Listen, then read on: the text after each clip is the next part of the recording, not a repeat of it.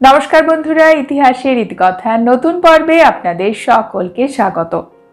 বৈশাখ মাসের অমাবস্যার পরে শুক্লপক্ষের তৃতীয়া তিথি অক্ষয় তৃতীয়ার ব্রত অনুষ্ঠিত হয় এই দিনেই। অক্ষয় তৃতীয়া হিন্দু ধর্মের অত্যন্ত পবিত্র একটি তিথি। এই তিথিতে যে কোনো ধরনের শুভ কাজ করা যায়। এই তিথিতে গৃহপ্রবেশ, নতুন বাড়ি কেনা অথবা যানবাহন কেনা, স্বর্ণ অলংকার কেনা বা রূপো কেনা, যে কোনো ধরনের কেনাকাটার জন্য অক্ষয় তৃতীয়া খুবই শুভ তিথি। এছাড়াও এই তিথিতে বলা হয় ব্যক্তি যে কাজই করুক না কেন তার ফল অক্ষয় হয়ে থাকে, অর্থাৎ যা কখনো ক্ষয় হয় না। তাই এই দিনটি পুজো পার্বণ, স্নান, দান, জপ, তপ, ধ্যানের মাধ্যমে কাটাতে বলা হয়। অক্ষয় তৃতীয়ার দিনে যে কোনো ধরনের কলহ বা নেগেটিভিটি থেকে দূরে থাকুন। আজকের পর্বে আমরা জানব অক্ষয় তৃতীয়ার মাহাত্ম্য এবং তার সাথে জানব অক্ষয় তৃতীয়ার দিনে আমাদের কি করা উচিত এবং কি করা উচিত নয়। আসুন জেনে নিই আজকের পর্ব থেকে। অক্ষয় তৃতীয়ার উল্লেখ আমরা মহাভারতেও পাই এবং পৌরাণিক গ্রন্থ থেকেও অক্ষয় তৃতীয়ার উল্লেখ পাওয়া যায়। অক্ষয় তৃতীয়ার দিনে ভগবান বিষ্ণুর ষষ্ঠ অবতার পরশুরাম দেবের জন্ম হয়েছিল, তাই এই দিনটি পরশুরাম জয়ন্তী নামে পরিচিত।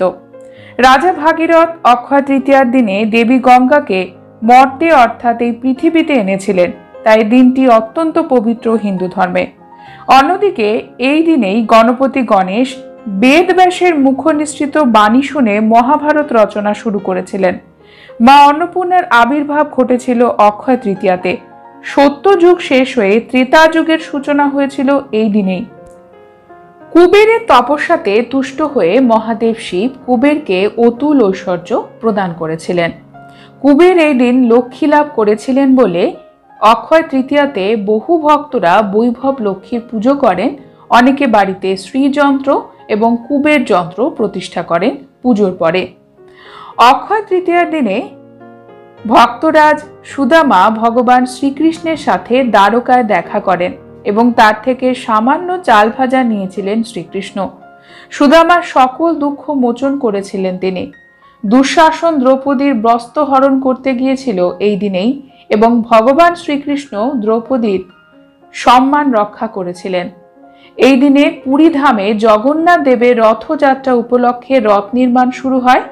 শ্রীকৃষ্ণের চন্দন যাত্রা উৎসব শুরু হয় অক্ষয় তৃতীয়াতে এবং সেটি টানা 21 দিন ধরে চলে। অক্ষয় তৃতীয়াতে কেদার, বদ্রী, গঙ্গোত্রী, যমুনোত্রীর যে মন্দির 6 মাস বন্ধ থাকে তার দ্বার উদ্ঘাটন হয়। দরজা খুললেই দেখা যায় সেই অক্ষয় প্রদীপ যা 6 মাস আগে জ্বালিয়ে আসা হয়েছিল। অর্থাৎ বুঝতেই পারছেন অক্ষয় তৃতীয়ার তিথি হিন্দু ধর্মে কতটা মাহাত্ম্য রাখে। সনাতন হিন্দু ধর্মে বছরের বেশ কয়েকটি দিন রয়েছে যেগুলি খুব পবিত্র সম্পূর্ণ তিথি, তার মধ্যে অক্ষয় তৃতীয়া অন্যতম। এছাড়াও রয়েছে ধনতেরাস, এই তিথিও খুবই পবিত্র। প্রথমে আমরা জানবো অক্ষয় তৃতীয়াতে আমরা কি করব না, তারপরে জানবো কি করা উচিত।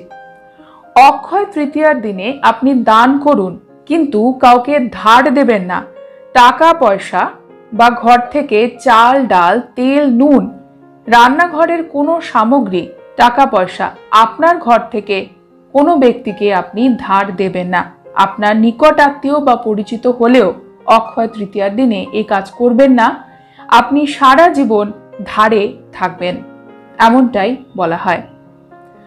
অক্ষয় তৃতীয়ার দিনে কখনো ঝগড়াঝাঁটি বা কলহের মধ্যে জড়িয়ে পড়বেন না। পারিবারিক কলহ, সাংসারিক অশান্তি অক্ষয় তৃতীয়ার দিনে যেন না থাকে। কোনো রকম অশান্তির আঁচ পেলে সেখান থেকে সরিয়ে আসুন, কিন্তু আপনি কোনো রকম অশান্তির মধ্যে জড়াবেন না। অক্ষয় তৃতীয়ার দিনে কাউকে খারাপ কথা বলা, কারো সম্পর্কে খারাপ আলোচনা করা, এই সকল বিষয় থেকেও কিন্তু আমাদের দূরে থাকতে হবে। আমাদের মূল্যবান সামগ্রী যেমন সোনা দানা, টাকা পয়সা, অক্ষয় তৃতীয়ার দিনে এগুলি হারিয়ে যাওয়াও ঠিক নয়, তাই এই সকল সামগ্রী সবসময় সাবধানে রাখবেন। অক্ষয় তৃতীয়ার দিনে গাছ কাটবেন না এবং গাছের পাতা ছিঁড়বেন না, এটিও খুব একটা শুভ কাজ নয়। অক্ষয় তৃতীয়ার দিনে স্নান করে তারপরেই পুজোর আসনে বসবেন। তুলসী পাতা ছিঁড়বেন না, আগে থেকেই তুলসী পাতা তুলে রাখুন।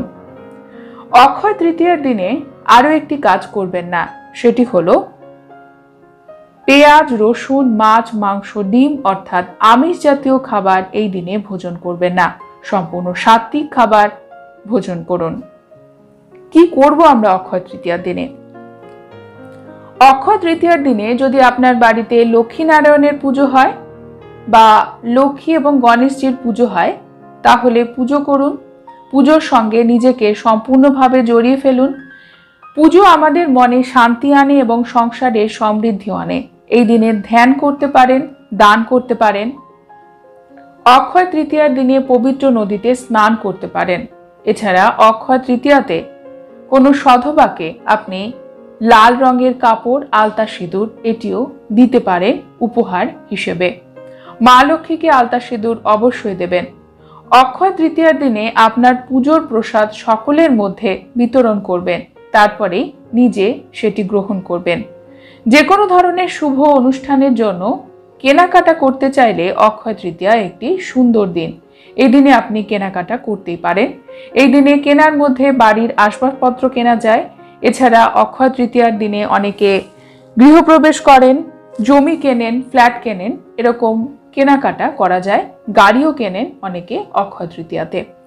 অক্ষয় তৃতীয়াতে আপনি সর্ষের তেল কিনতে পারেন, রান্নার সামগ্রী কিনতে পারেন, নুন, তেল, চাল, ডাল, আটা এই সকল সামগ্রী কিনতে পারেন। প্লাস্টিক, অ্যালুমিনিয়াম, কাঁচ এবং স্টিলের বাসন অক্ষয় তৃতীয়াতে কিনবেন না। তাছাড়া তামা, পিতল, কাঁসা কিনতে পারেন। অক্ষয় তৃতীয়ার দিনে খুবই শুভ মান্যতা রয়েছে। অক্ষয় তৃতীয়ার দিনে আপনারা খালি হাতে কখনো ঘরে প্রবেশ করবেন না। যখনই ঘরে প্রবেশ করছেন তখনই কিছু না কিছু কিনে আনুন। আপনি দুধও কিনতে পারেন, দইও কিনতে পারেন, আর কিছুই যদি না পান পান সুপারি অবশ্যই কিনতে পারেন। অক্ষয় তৃতীয়াতে বাড়িঘর অপরিষ্কার অপরিচ্ছন্ন রাখবেন না। পরিষ্কার পরিচ্ছন্ন করে ছোট্ট করে হলেও পুজোর আয়োজন করুন এবং পুজোর প্রদীপে ঘি এবং লাল রঙের সলতে অবশ্যই দেবেন। অক্ষয় তৃতীয়ার দিনে আপনি দোকানে পুজো করুন অথবা বাড়িতে। পুজো করার সময় কি কি নিয়ম পালন করবেন এবং উপোস কিভাবে করবেন সেটি জানবো আজকের পর্বে। অক্ষয় তৃতীয়ার দিনে উপোস করলে আমরা কি কি গ্রহণ করব, কি বর্জন করব, আসুন জেনে নেওয়া যাক। বন্ধুরা, সনাতন হিন্দু ধর্মের অন্যান্য ব্রত উৎসবের মতোই পুজো পার্বণের মতোই অক্ষয় তৃতীয়ার আগের দিনে নিরামিষ আহার গ্রহণ করতে হয়। যে বাড়িতে পুজো হবে অথবা যে দোকানে পুজো হবে, যারা পুজোর সঙ্গে যুক্ত থাকবেন তারা অবশ্যই নিরামিষ আহার গ্রহণ করবেন। আহারে পেঁয়াজ রসুনের ব্যবহার বর্জনীয়। পরের দিন পুজোর আগে ঘরবাড়ি ভালোভাবে পরিষ্কার করতে হয়। স্নান সেরে শুদ্ধ বস্ত্র পরিধান করে পুজোর সংকল্প নিতে হয়। পুজোর সংকল্প নেওয়ার পরে পুজো শেষ না হওয়া পর্যন্ত বলা হয় কিছু গ্রহণ না করতে। আপনারা যদি এই দিনে নির্জলা উপোস রাখতে পারেন রাখুন, কিন্তু সকলের পক্ষে নির্জলা উপোস রাখা সম্ভব হয় না। তারা শরবত, দুধ, ফল, মাখানা বা এই ধরনের খাবার গ্রহণ করতে পারেন। যারা নির্জলা উপোস রাখছেন না তারা এই দিনে ঘোলও খেতে পারেন। গরমকাল চলছে, এছাড়া বাটার মিল্কও খেতে পারেন। পুজো শেষ হয়ে যাবার পরে যারা দিনের বেলায় পুজো সম্পন্ন করবেন তারা পুজো শেষ হয়ে যাবার পরে প্রসাদ গ্রহণের পরে আহার করুন। আর যারা সন্ধেবেলা পুজো করবেন অর্থাৎ প্রদোষকালে তারা সন্ধে পর্যন্তই উপোস রাখুন। উপোস রাখার পরে আপনারা যখন খাবার গ্রহণ করবেন, বলা হয় অক্ষয় তৃতীয়াতে ভাত এবং রুটি না খেতে। এই দিনে আপনারা ডাল হিসেবে মুগ ডাল খেতে পারেন, তবে ছোলা এবং মুসুর ডাল বর্জনীয়। এছাড়া পেঁয়াজ রসুন আহারে ব্যবহার করবেন না। অন্যান্য আমিষ জাতীয় খাবারও বর্জনীয় অক্ষয় তৃতীয়াতে। আপনারা মিষ্টিও খেতে পারেন, পনির খেতে পারেন এবং বিভিন্ন রকম সবজি দিয়ে তরকারি তৈরি করেও খেতে পারেন। বন্ধুরা, অক্ষয় তৃতীয়া তিথিতে সন্দক লবণ ব্যবহার করুন খাবারে। সন্দক লবণ ব্রত অনুষ্ঠানে ব্যবহার করা হয়। অক্ষয় তৃতীয়ার দিনে চাল এবং গম থেকে তৈরি খাবার বর্জনীয়। গমের রুটি, খেতে মানা করা হয়। ব্রত অনুষ্ঠানে রুটি বর্জনীয় হওয়ার কারণ রুটি তৈরির সময় সেটি আগুনে পোড়ানো হয়। পোড়া খাবার ব্রত অনুষ্ঠানে খাওয়া হয় না, তবে পরোটা খেতে পারেন। পরোটা খাওয়ার জন্য আপনারা যে আটা ব্যবহার করবেন সেটি হলো জলসিঙ্গারার আটা। এটিকে কুট্টুর আটাও বলা হয়। এছাড়া আপনারা বাজরার আটাও ব্যবহার করতে পারেন। অক্ষয় তৃতীয়াতে অনুষ্ঠিত শ্রী শ্রী কৃষ্ণের চন্দন যাত্রা উৎসব কি? কেন পালিত হয় এই উৎসব? কি রয়েছে এর পেছনে কারণ এবং এর মাহাত্ম্য তাৎপর্যই বা কি? উড়িষ্যার পুরী ধামে শ্রী শ্রী জগন্নাথ দেবের রথযাত্রার প্রস্তুতি এবং শুরু অক্ষয় তৃতীয়া থেকেই হয়ে যায়। এই দিনটি অনুষ্ঠিত হয় দারু দেবের চন্দন যাত্রা উৎসবের মাধ্যমে। এই দিনে শ্রী জগন্নাথ, বলভদ্র, সুভদ্রার দেহে চন্দন লেপন করা হয়, শুধু চোখ বাদ দিয়ে। নতুন বস্ত্রে সুসজ্জিত করা হয় তাদের। বিগ্রহ মূর্তি নিয়ে শোভাযাত্রার সূচনা হয়। এই উৎসবকে চন্দন যাত্রা ছাড়াও গন্ধলেপন যাত্রাও বলে। ভরা গ্রীষ্ম মাসে বিগ্রহের তপ্ত দেহকে স্বস্তি দিতে চন্দনের লেপন দেওয়া হয়। 2 পর্বে 21 দিন ধরে এই উৎসব চলে। প্রথম পর্বে অক্ষয় তৃতীয়ার তিথিতে জগন্নাথ, বলভদ্র, সুভদ্রা পঞ্চপাণ্ডব মানে পঞ্চলিঙ্গ নিয়ে মন্দিরের সিংহ দুয়ার থেকে শোভাযাত্রার সূচনা হয় পুষ্করিণী নরেন্দ্র তীর্থ পর্যন্ত। সেখানে চলে নৌকা বিহার।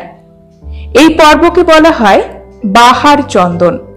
পরবর্তী 21 দিন আচার অনুষ্ঠান হয় মন্দিরের ভেতরেই। মায়াপুরের ইস্কন মন্দিরেও অনুষ্ঠিত হয় চন্দন যাত্রা উৎসব।